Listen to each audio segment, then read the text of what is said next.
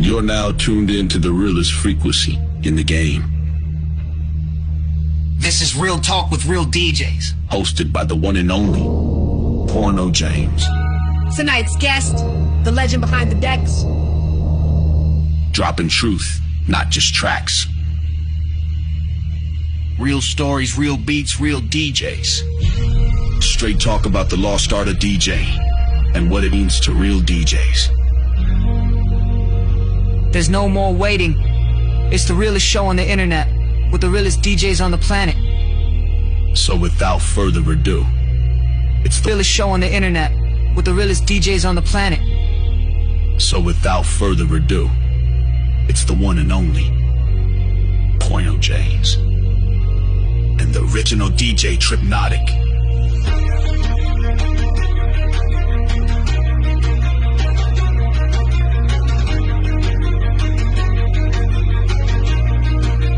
Let's get into it.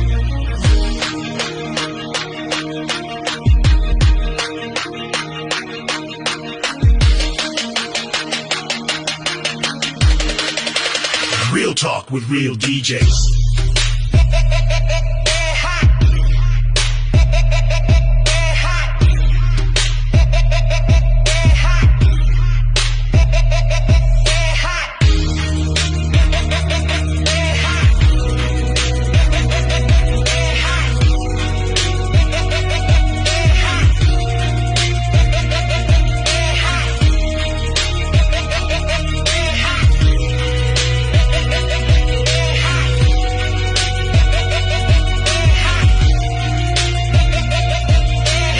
What's going on here? Hey, whoa, who is that? I'm not gonna say anything yet, man. Yeah, so, nice, man. Welcome to my humble abode. Alright, I was told I was supposed to shut off the camera at this time. Yeah. Alright, shut off the camera. Welcome back, folks, to another edition of Real Talk with Real DJs. You will not believe who I have with me today. The one and only Tripnotic. Tripnotic, welcome to the show. Thank you for having me. Thank you, sir. Tripnotic, is that your real name? Yeah, man. When I popped out my mama, she said, "This is Trip." No, Trip. No, actually, it's Steve. All right, Steve. And let me ask you this: growing up, well, first, where'd you grow up? Where were you born? I was born in Orlando. Okay. We moved to St. Cloud when I was in third grade, so probably about 7 or 8. And Okay. I've been here ever since. Well, then let me ask you about your upbringing, growing up here in Orlando. What were you listening? What was your music when you were growing up? Well, I was 80s baby, man. I mean, I was born in 75, but by the time I was in the music, it was 80s. So I listened to Beastie Boys. I mean, 2 Live Crew. Yeah. I was allowed to listen to that, man. Even Wow. though, you know, yeah, my parents were open. But, you know, I rock and roll, man. Around here in St. Cloud, it was Headbanger Ball. It was rock and roll, man. Quiet Riot. I mean, the Def 80s, Leppard. all the 80s rock and roll stuff, man. But, Nice. you know, once I hit high school, it was Jane's Addiction, you know, stuff like that. We used to go to Visage.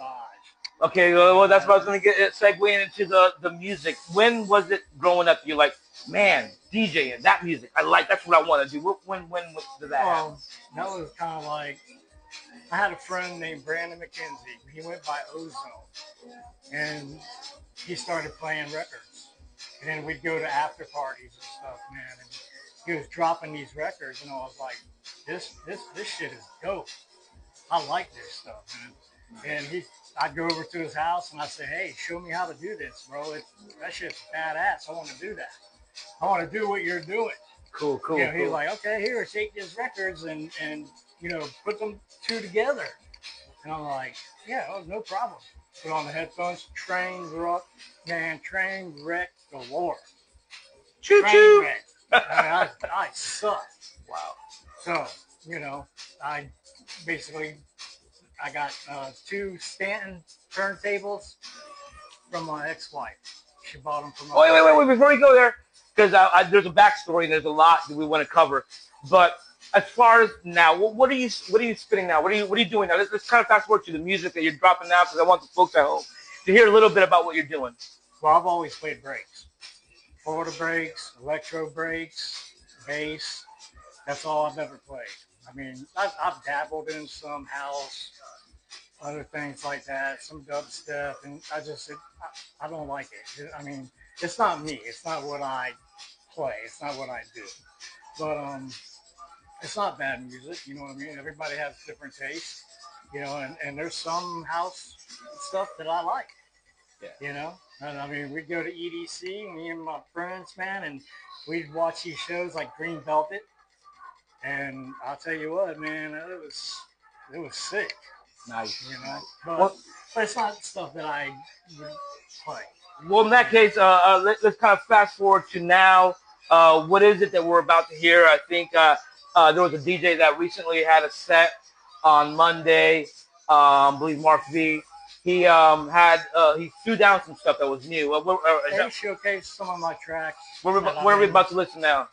I mean, they're basically Florida electro breaks, Okay. progressive breaks. You know, just the style of Florida that everybody wants. Well, in that case, folks, I want you to listen to what he has in store. We're going to come back, talk about him growing up and a lot more things. But before we do that, just enjoy this one. You're going to love it. I promise you will.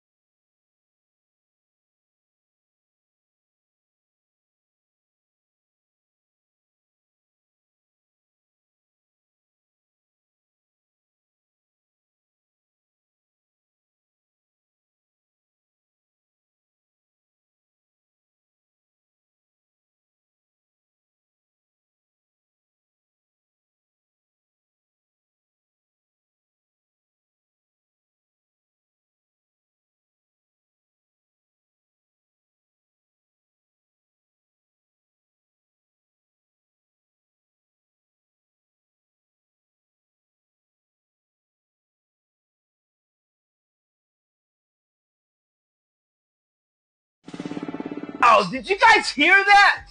Trip, where can they find you? Yeah, you can find me on all the DSPs, SoundCloud, and Tripnotic Records and Sounds. That's the original My Beat Goes On. It's on Spotify. I just released it. We're going to get it on Beatport soon, so you can find it on there as well. And they can get your music on Bandcamp On as well? Bandcamp, yeah. Listen you can up. check out Bandcamp. I got some stuff that you may not have heard before. Okay, so now we're gonna go back. Let's pick up. We were talking about you liked what you were hearing. You went to DJ Whisper, Cyber Zone. So tell me, when did you get into the whole thing? I mean, when I was 18, everybody started going to JJ Whispers, but it was Cloud9, right? So the bar would shut down. We're in line, ready to go, dude. It's 3 o'clock in the morning. We didn't even go in there until 3 o'clock in the morning. We had 3 rooms. We just used to do a circle. And then, you know, Cyber Zone, we went to Cyber Zone, and that was after they kind of, you know, shut down JJ Whispers and all that. But let's talk about when you got into the DJing. When did you get your first table? Well, I didn't get my first set of decks until I was, 22. It was 1997. My ex-wife bought me 2 Stanton belt drives. And if you're going to learn how to mix on 2 Stanton belt drives, you're going to know the art of mixing, that's for sure, you know. And then eventually, I got 2 Technique 1200.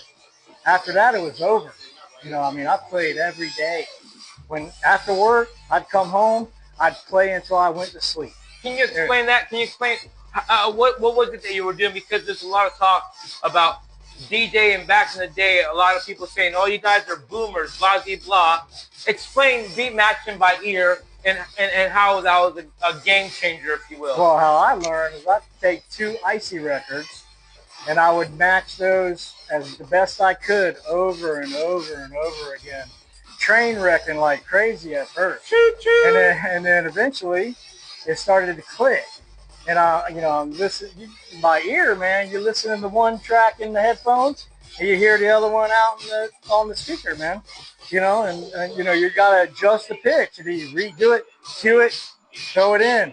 I mean, that is a lot different than what we're doing now. You don't even have to wear headphones now, really, man. You can see the wave right there in Serato. Serato and all these programs changed everything. Okay, well, then now that you brought that sync button, like, how do you feel about that, and what's up with the sync button? I mean, a lot of these guys that are pulling off these they're dope mixes, man. They're not doing it without the sync button. And you know, a lot of the big artists, they're using that sync button. You know, I've even heard that, you know, artists like Brothers of Funk, they use it, dude, on their shows and stuff like that. But, I mean, I'm not against sync button if you're going to be putting together a mix that's, you know, it's almost like production, right? You're making a mix, but now it's more like production. You're practicing this mix. Well, that's why I always bring up this question, because it is, I feel, a stigma in the DJ scene. People are like, "Oh, you can't beat match by ear. You're using the sync button." But then again, let's segue to this question. Okay, you're a seasoned DJ, like a lot of seasoned DJs. You have an event to do. Let's say you have a done set on a USB. Right. Do you consider it cheating? Do you consider a seasoned DJ that is now using these tools, like you said, as cheating, or is it just technology advancing itself, and now we're in a new realm, if you will? Well, for one, if you're going to be a professional DJ, you want to put out the best mix for your audience as possible, right? So you're going to practice that mix. I mean, I set it up. I take this track, I mix it with this one, see if it flows good. If it does, I set cue points, you know what I mean, where I know this is where I want to start this mix. This track, the mix out of this and this, I loop, you know, okay, so it doesn't run out anymore. Before we had a record, you had to make sure you had that flowing, all right, because that record's going to run out. Eventually, it's going to stop. Now you can run that loop and loop and go and go and go until the next break, and then you pop out of it.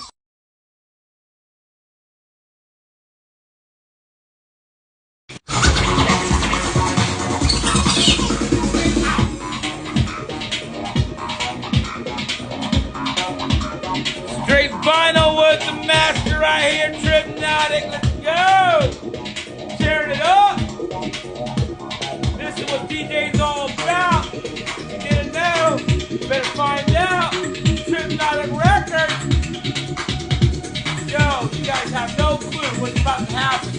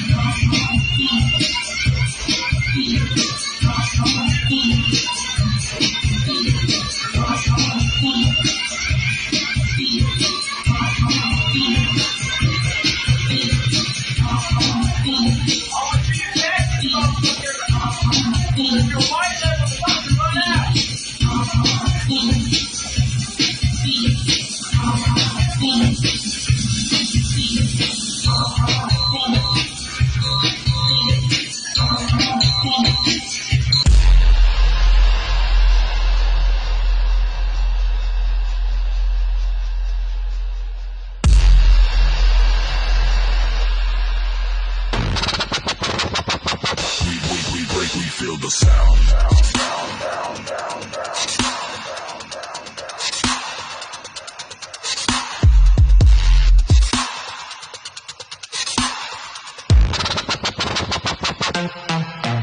Feel the sound.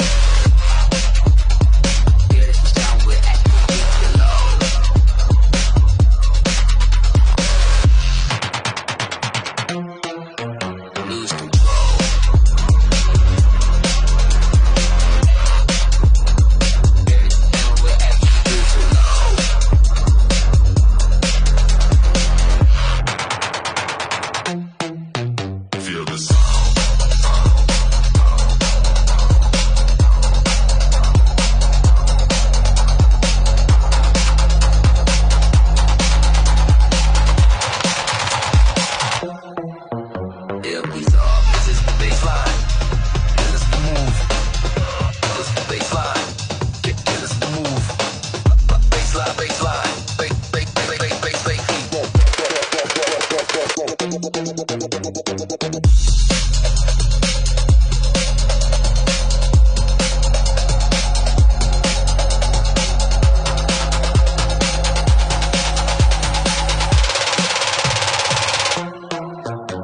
control.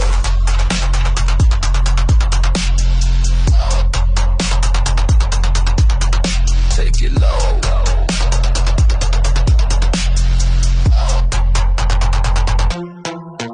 Lose control.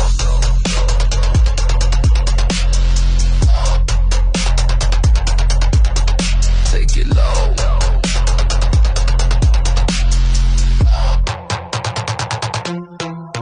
Feel the sound.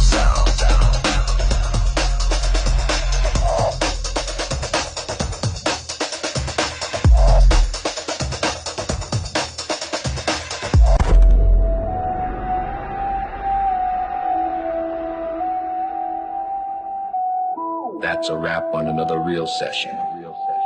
Big love to our guest. For dropping gems and keeping it 100. This is Real Talk with Real DJs.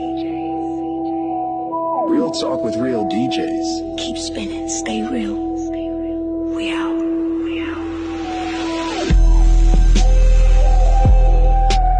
Real DJs.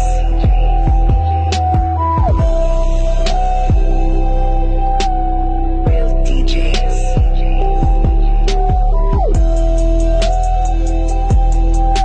With real DJs.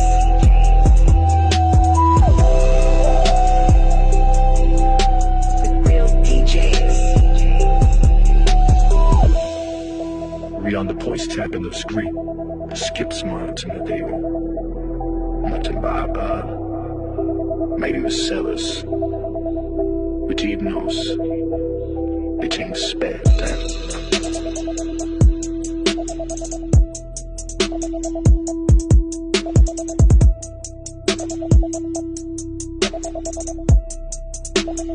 Real Talk with Real DJ.